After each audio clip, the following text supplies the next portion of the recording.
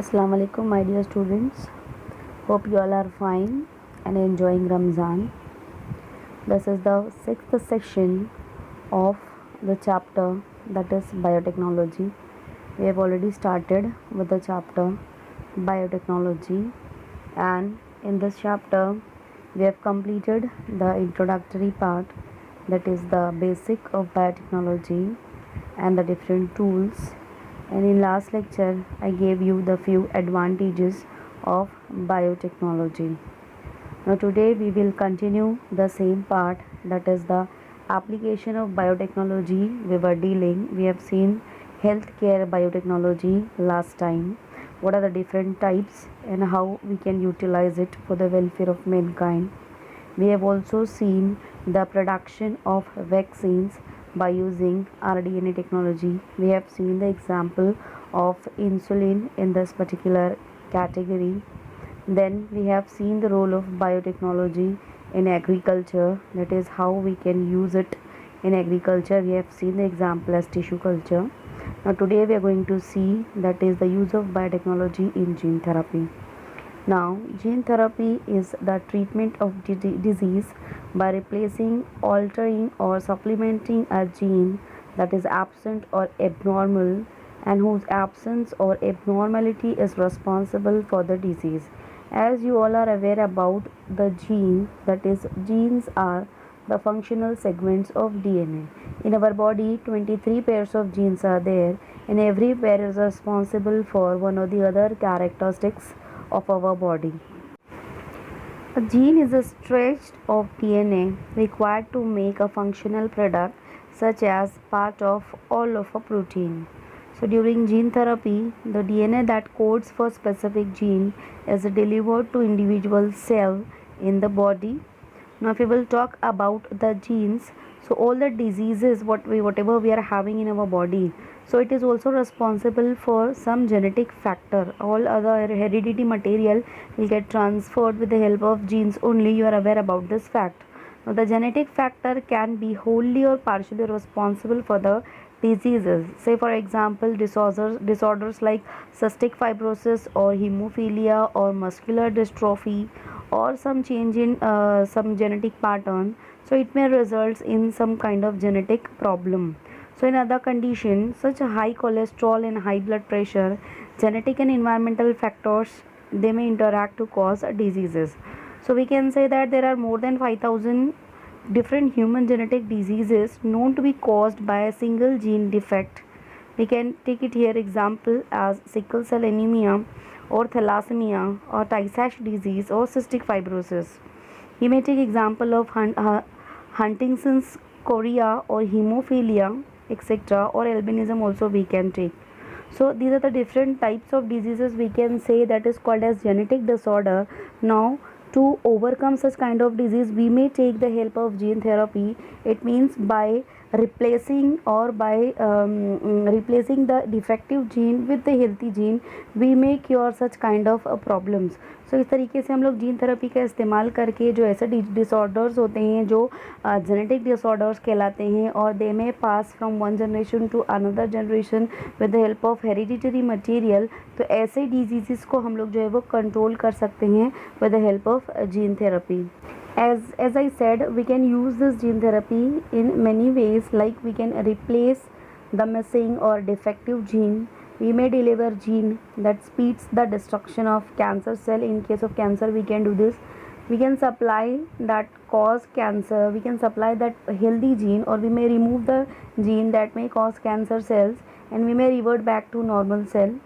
We may deliver bacterial or viral gene as a form of vaccination. Then we can deliver DNA to antigen expression and generation of immune response. We may supply the gene for impairing viral replication. We may provide genes that promote or impede the growth of new tissue, and we may deliver genes that stimulate the healing of damaged tissue. तो इस तरीके से healthy gene जो है वो body में deliver करके, या हम लोग जो फॉल्टी जीन है उसको रिप्लेस करके, और सम एंटीजन या उसको जो है वो एक नया इम्यून रिस्पॉन्स के तौर पर हम लोग जीन इंसर्ट कर सकते हैं with the help of gene therapy. So by this method we may try to cure the genetic disorder जो कि अब तक जो है वो एक इम्पॉसिबल लगता था ट्रीटमेंट जेनेटिक डिसऑर्डर का, but with the help of advancement in the field of biotechnology it is possible now. We can take virus vector and in that healthy gene हम लोग इंसर्ट करके उसको हम लोग ह्यूमन बॉडी में insert करके वहाँ पे जो भी उसका डिफेक्ट है बॉडी का उसको हम लोग क्योर कर सकते हैं. इस तरीके से what ever the genetic disorder the person is suffering उसको हम लोग क्योर कर सकते हैं with the help of biotechnology. Now if we will talk about the type of gene therapy, that is two type of gene therapy, that is germline gene therapy and somatic cell gene therapy. Now if we will talk about germline gene therapy, it involves the permanent transfer of the gene to the sperm or egg cells. Gene therapy using germline cells results in permanent changes that are passed down to subsequent generation. Germline therapy is not permitted in any country on the basis that it is unethical. एक बार हम लोगों ने अगर germline gene therapy का इस्तेमाल कर लिया तो वो बॉडी में परमानेंट हो जाता है and it may transfer from one generation to another generation. यानी ऐसा नहीं कि उस पर्टिकुलर जनरेशन तक वो चीज़ जो है वो लिमिटेड रहेगी, बल्कि आगे की भी जनरेशन में वो चीज़ जो एक मरतबा बॉडी में जर्मलाइन जीन थेरेपी का अगर हम लोग ने ट्रीटमेंट कर दिया तो वो परमानेंट बॉडी में वो रह जाती है एंड उसके बाद जो है वो नेक्स्ट जनरेशन में भी सेम काइंड ऑफ चीज़ जो है वो ट्रांसफ़र हो जाएगी. It results in permanent changes, potential for offering a permanent therapeutic effect for all who inherit the target gene, possibility of eliminating some diseases from a particular family. ये इसका इस्तेमाल करके हम लोग कोई फॉर एग्जांपल एक जीन जेनेटिक डिसऑर्डर है तो उसको रिमूव करने के लिए भी एक पर्टिकुलर फैमिली से हम लोग ये इसका इस्तेमाल कर सकते हैं. It also raises controversy that though it is highly effective in counteracting the genetic disorders, it is not encouraged for application in human beings due to a variety of technical and ethical reasons. Some reason may be like people are thinking that it is like playing with the God.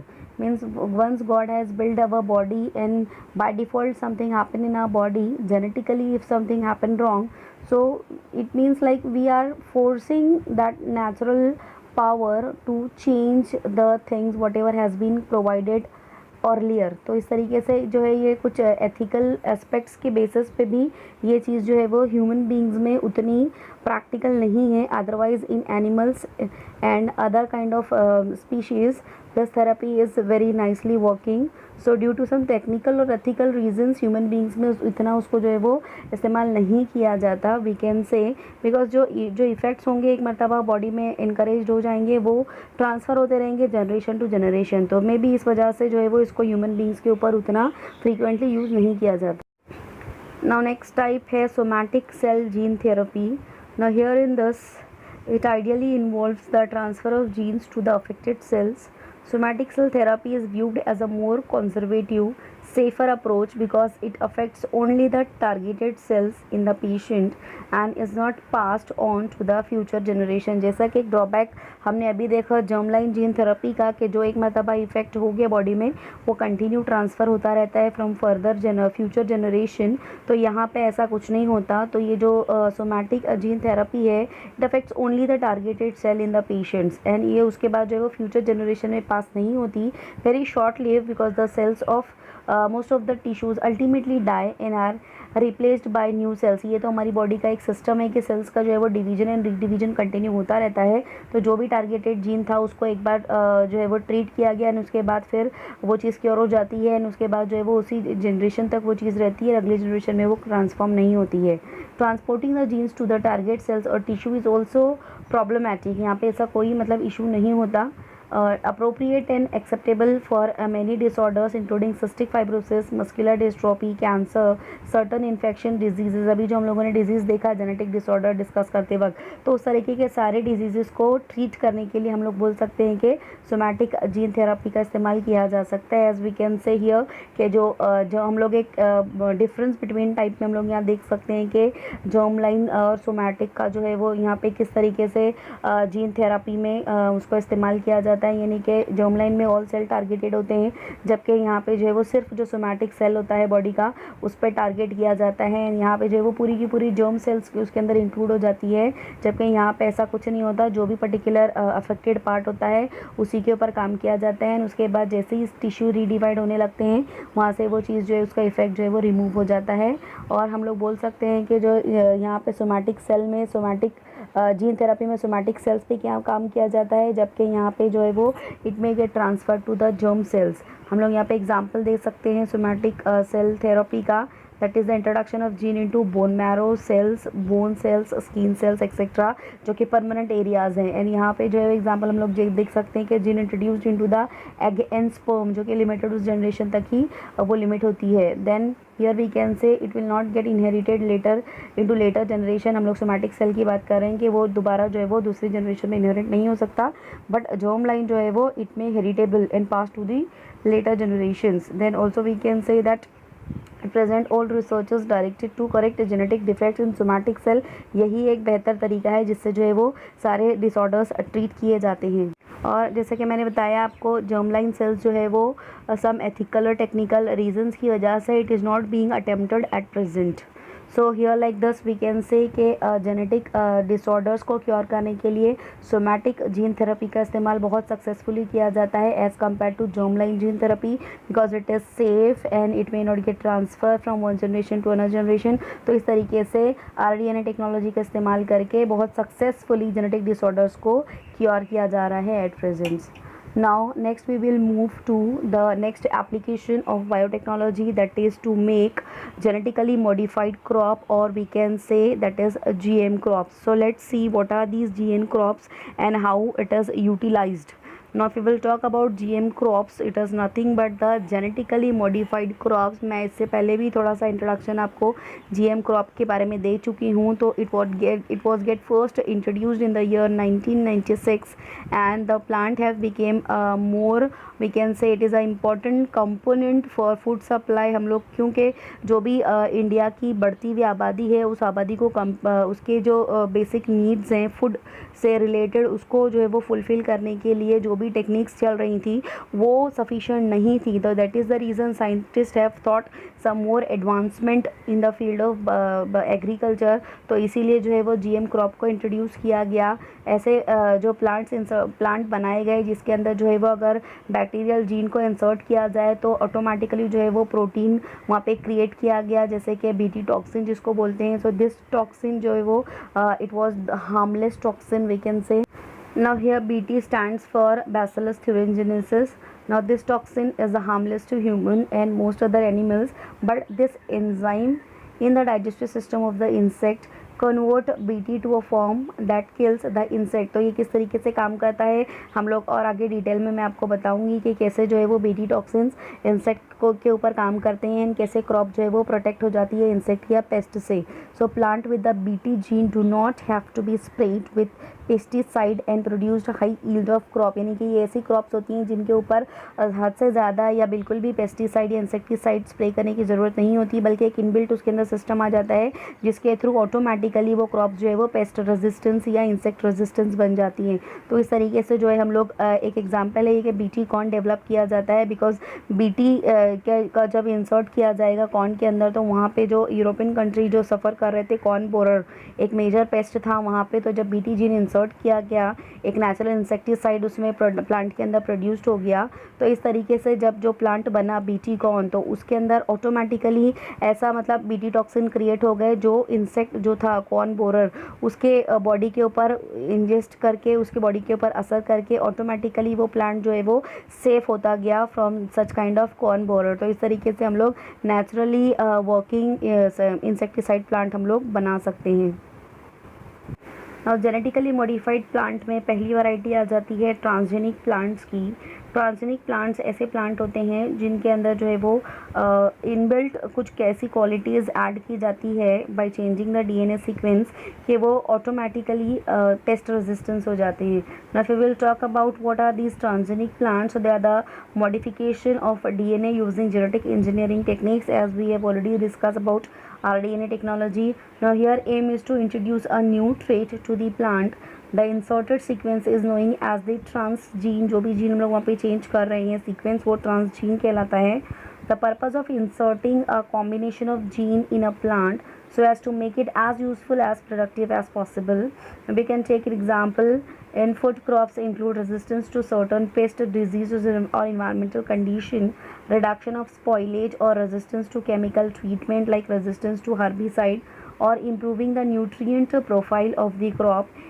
Example in non-food crop include production of pharmaceutical agents, biofuels, and other industrially useful goods, as well as for bioremediation. So like this we can use the transgenic plants for betterment of mankind. Now if we will talk about the advantage in plants, so it may increase and improve nutrient quality of the plant, it may give longer shelf life and less waste to the plant, it enhance the taste and quality of the plant, it reduced the maturation time. Now it may give high yield crop that is more efficient and best use of land, we can say. It may give high yielding crops and more efficient use, हम लोग land का बहुत अच्छी तरीके से इस्तेमाल कर सकते हैं. It may improve resistance to disease और इलनेस, प्लांट के अंदर ऑटोमेटिकली एक डिजीज़ रेजिस्टेंस पावर हम लोग डेवलप कर सकते हैं.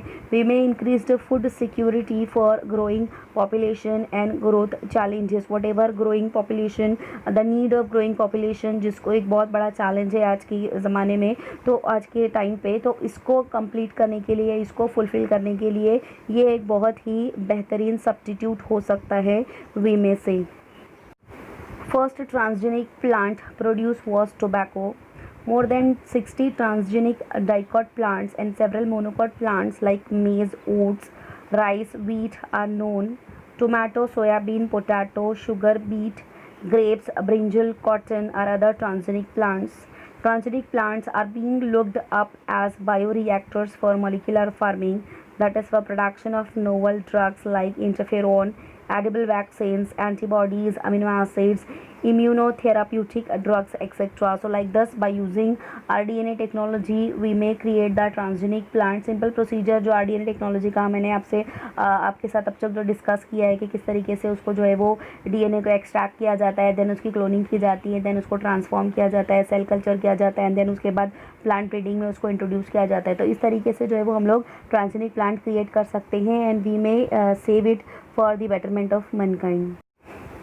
Now let's talk about the advantage of genetically modified food plant, how we can use it to enhance the productivity, to give better shelf life, as well as how we can use it in the better way for the betterment of mankind. So there are several advantage of the transgenic plant. सबसे पहले तो हम लोग जो है वो nutritional value plant की enhance कर सकते हैं. लाइक सम GM सोयाबीन है, it may improve oil profiles for processing और healthier eating. Then camelina sativa, that is also a oil plant being modified to produce plants that accumulate high levels of oil similar to fish oil. ये सारे से हम लोग जो है वो nutritional value increase कर सकते हैं. देन विटामिन एनरिचमेंट हम लोग उसके अंदर डेवलप कर सकते हैं. से I have discuss with you people like golden rice, तो उसका जो गोल्डन कलर है that is because of the vitamin A. तो इस तरीके से जो है वो हम लोग गोल्डन राइस डेवलप कर सकते हैं by the International Rice Research Institute IRRI के थ्रू ये चीज़ आई है. It provide greater amount of vitamin A targeted as reducing vitamin A deficiency. तो जो कंट्रीज़ विटामिन ए की डेफिशिएंसी से सफ़र कर रहे हैं उस कंट्रीज़ के लिए ये गोल्डन राइस एक बहुत ही अच्छा वी कैन से दैट एक कंप्लीट मील हो जाता है, जिसमें simply when we will eat that right, so particularly हमारी जो राइस, सो पर्टिकुलरली हमारी बॉडी की जो भी विटामिन ए डेफिशिएंसी रहती है वो ठीक हो जाती है.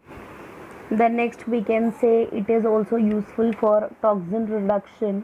That is, a genetically modified plant may develop the lower cyanogen glucoside and it enhance the protein and other nutrients. That is why it is called as bio cassava. So इस तरीके से टॉक्सिन जो develop होते हैं soil के through वो भी हम लोग रिड्यूस कर सकते हैं GM क्रॉप के थ्रू. Then we may use it as a stress resistance. तो एक एग्जांपल यहाँ पे कि 2011 में Monsanto's drought graze maize became the first drought resistant GM crop to receive US marketing approval. तो जो भी ऑटोमेटिक या नेचुरल ड्राउट रेजिस्टेंस हम लोग डेवलप कर सकते हैं प्लांट के अंदर, जो भी ड्राउट की सिचुएशन को प्लांट फील करते हैं। सबसे ज़्यादा प्रॉब्लम प्लांट्स के लिए ड्राउट की सिचुएशन होती है, तो उस सिचुएशन को ओवरकम कर सकता है एक GM plant.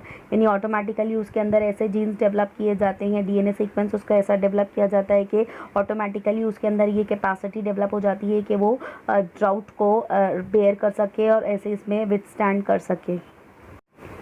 Next एक्सप्लिकेशन GM crop का ये रहेगा कि उससे हम लोग पेस्ट रेजिस्टेंस क्रॉप बना सकते हैं और बहुत अच्छे से उसको हम लोग जो है वो जीन इंसर्ट कर सकते हैं, बैक्टीरियल टॉक्सिन उसके अंदर ऐड करके। से यहाँ पे एग्जांपल पोटैटो प्लांट का एक दिया हुआ है।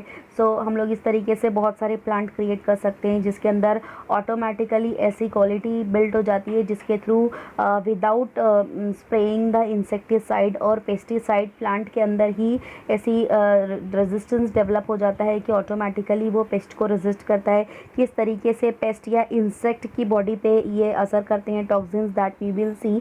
सो but just you take it as example, like we can create the pest resistance crop. तो इसी का सीक्वेंस जो है वो बीटी की सीरीज़ है। Say already we have seen that BT cotton is also a plant that we can say a transgenic plant जिसमें pest resistance होता है।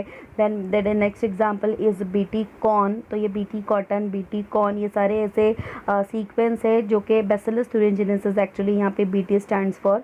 तो यहाँ पे हम लोग जो है वो बीटी ब्रिंजल भी इसी तरह से डेवलप हुआ है जिसके अंदर automatically pest resistance quality develop हो जाती है। तो ये जो बीटी क्रॉप्स है, जेनेटिकली मॉडिफाइड क्रॉप्स इसमें है, तो ये कैसे काम करता है। सो बीटी जीन्स इसको ट्रांसफ़र किया जाता है in the bacillus into the corn. से फॉर एग्जांपल यहाँ पे हम लोग कॉर्न की बात कर रहे हैं, तो यहाँ पे ये जो बीटी क्रॉप है, ये अगर इसके अंदर बैसिलस thuringiensis टॉक्सिन्स क्रिएट हो जाएगा तो वहाँ पे एक जीन डेवलप होता है that is called as cry gene. Say for example European corn borer, यहाँ पे एक बहुत, मैंने अभी बताया कि यूरोपियन कॉर बोरर एक बहुत हेक्टिक वहाँ पे हो जाता था कॉर्न के प्लांट के लिए, तो उसको ट्रीट करने के लिए टेक्निक वहाँ पे डेवलप की गई थी। तो जब टॉक्सिन्स इंसर्ट किए गए प्लांट के अंदर, तो when the corn borer came to feed on the corn plant, so it will ingest the protein encoded by the BT gene. तो जो भी उसके अंदर हम लोगों ने बीटी टॉक्सिन इंसर्ट किया है वो इंसेक्ट की बॉडी में जाता है। Say for example cry gene, यहाँ पे एक जीन उसका नाम रखा गया, and that will get help out to kill the corn borer on that particular plant.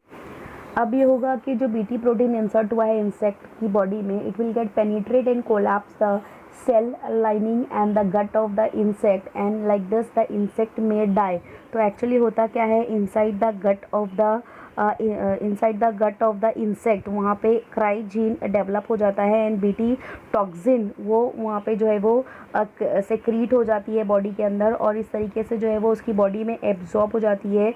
And उसकी इनर लाइनिंग का रिसेप्टर जो होता है गट का, you can say that is in blue colour, यहाँ पे जो दिखाया गया है that is the inactive, and जब वो ग्रीन कलर में एक्टिव हो जाता है तो इस तरीके से एक्टिवेटेड प्रोटीन इट में form a complex and that a bore, ये जो कॉर्न का बोरर इंसेक्ट है, दे में cause that feeling like starvation, यानी उसको ऐसा फील होता है कि उसका पेट भरा हुआ है। तो इस तरीके से जो है वो insect automatically die because of starvation, because ये ऐसे टॉक्सिन्स जो है वो ऐसे प्रोटीन सेक्रीट कर देते हैं बॉडी में उसके, जिसकी वजह से उसकी हंगर जो है वो कम्प्लीटली ख़त्म हो जाती है, एंड इसकी वजह से ऑटोमेटिकली वो इंसेक्ट जो है वो मर जाता है and plant will get safe from that particular insect.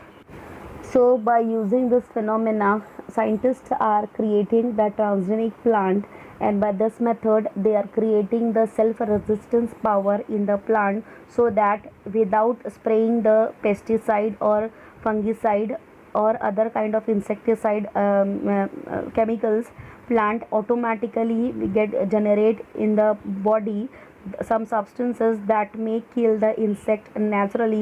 So like that we may get the transgenic plant by using such technology. Now next use, or we can say the next advancement is biofortification. It is nothing but adding nutritional quality inside the plant, that is called as biofortification. Now in this sequence we have already discussed about golden rice, that how we can create a golden rice or how it is useful. As I've already said, that golden color is because of the presence of vitamin A inside the plant. So here we can say it is a genetically modified plant that may give a proper supplement for the for the supplement of the vitamin A, or we may say that for curing the deficiency of vitamin A, it is very helpful to use golden rice. तो इस तरीके से GM crop को produce करते वक्त हम लोग उसके अंदर जो है वो एसेंशियल न्यूट्रिएंट्स ऐड कर सकते हैं. Say for example many plants are there जिसके अंदर हम लोग एसेंशियल न्यूट्रिएंट्स है, say for example protein, iron, zinc. कभी बहुत मर्तबा ऐसा होता है कि बहुत से लोगों में प्रोटीन डेफिशिएंसी होती है, जिंक की डेफिशिएंसी होती है और आयरन डेफिशिएंसी के बारे में आप लोगों ने सुना होगा. तो सिंपली ऐसा है कि हम लोग स्टेपल फूड जो हम लोग खा रहे हैं उसके अंदर ही अगर ये सारी चीज़ें इन अ प्लेंटी ऑफ अमाउंट अगर अवेलेबल हो तो that will be more useful, specially for poor and needy people जो कि ज़्यादा जो है वो इन सारी चीज़ों को अफोर्ड नहीं कर सकते. जो भी बेसिक सोर्सेस होते हैं, से फॉर एग्जांपल जिंक के, आयरन के जो पर्टिकुलर सोर्सेज हैं, उसको अगर poor and needy people if they are unable to afford, तो उस कंडीशन में सिंपली राइस के अंदर या मस्टर्ड के अंदर या जो भी बेसिक क्रॉप्स है, we can say that cereal crop, तो उसके अंदर अगर ये न्यूट्रिएंट्स ऐड किए जाएँ तो that will be more helpful. तो इसीलिए जो है वो बायोफोर्टिफिकेशन के थ्रू न्यूट्रिएंट्स ऐड किए जाते हैं प्लांट के अंदर, so that poor and needy people may also get the same kind of nutrients whatever is available in the food that is rich in that particular source. Iron deficiency is also a serious nutritional problem affecting an estimated 30% of the world population.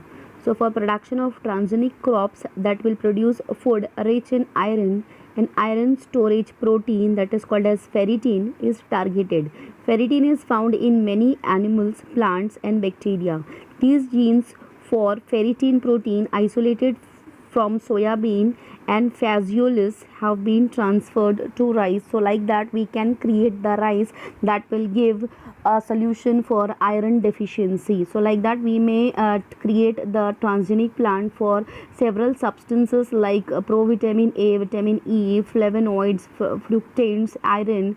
So like that जो भी उसके potential benefits है like antioxidant और low calories और low iron fortification. So इस तरीके से हम लोग different crops जैसे कि rice है, canola है, टोमेटो है, शुगर बीट, इस तरीके से अलग अलग क्रॉप्स हम लोग उसके अंदर ट्रांसजीन्स इंसर्ट करके, यहाँ पे एक लिस्ट है ट्रांसजीन्स की, तो इस तरीके से ये ट्रांसजीन्स इंसर्ट करके हम लोग ट्रांसजेनिक प्लांट क्रिएट कर सकते हैं for the purpose of biofortification and we may increase the nutritional quality of the fruits, vegetables, supplements and other cereal crops. तो इस तरीके से हम लोग जो है वो ट्रांसजेनिक प्लांट्स का और GM क्रॉप्स का इस्तेमाल करके बहुत ही कम रेट में और चीपर रेट में हम लोग जो है वो पुअर एंड नीडी पीपल को और the one those who can't afford हम लोग वहाँ पे जो है वो न्यूट्रिशन प्रोवाइड कर सकते हैं. Some more advantage of GM crops are genetically engineered herbicide tolerant plant are developed as in maize, wheat and many other monocot plants. Genetically engineered disease resistance plant like against bacterial and viral pathogens are also developed in crop plants like tomato, potato and tobacco. Plants deficient in amino acid like methionine, lysine and tryptophan are genetically engineered by introducing genes from other sources so as to make the seeds protein rich. Here we can say the example leguminous plants like pulses, maize, etc. Similarly, genetically engineered plants tolerant to antibiotic stress such as high temperature, water, cold, etc. are also developed. So like that by using the GM crop or the transgenic plant we may create such kind of miraculous work in the field of agriculture as well as in the field of genetics. So about the genetic disorder, I forget to tell you about few diseases जो हम लोग जो है वो वहाँ पे check कर सकते हैं with the help of a genetic disorder like hemophilia and phenylketonuria, cystic fibrosis, sickle cell anemia. तो ये सारी चीज़ें तो आपको पता है, like sickle cell anemia and hemophilia. But phenylketonuria, I would like to add that phenylketonuria is a type of a genetic disorder where the amino acid content of the body will get increased and it is a birth defect we can say. So जिसकी वजह से body में amino acid का contamination बढ़ जाता है and because of that body की growth जो है वो बहुत ही ज़्यादा स्लो हो जाती है and the person may not live longer we can say. तो by using some kind of somatic germline treatment यहाँ पे इसको क्योर किया जा सकता है. सोमैटिक जीन थेरेपी का इस्तेमाल करके यहाँ पे इस डिजीज़ को क्योर किया जा सकता है. So that is about the phenylketonuria. So like that here are the few applications of the genetically modified plant that we have seen today. Still few are there that we will discuss in next class because ये बहुत ज़्यादा लेंदी हो रहा है. तो अभी आपको जो है वो इसको रिवाइज़ करना है घर पे और एक और मरतबा इसको अच्छे से आप लोग रीड करो, go through the content one more time.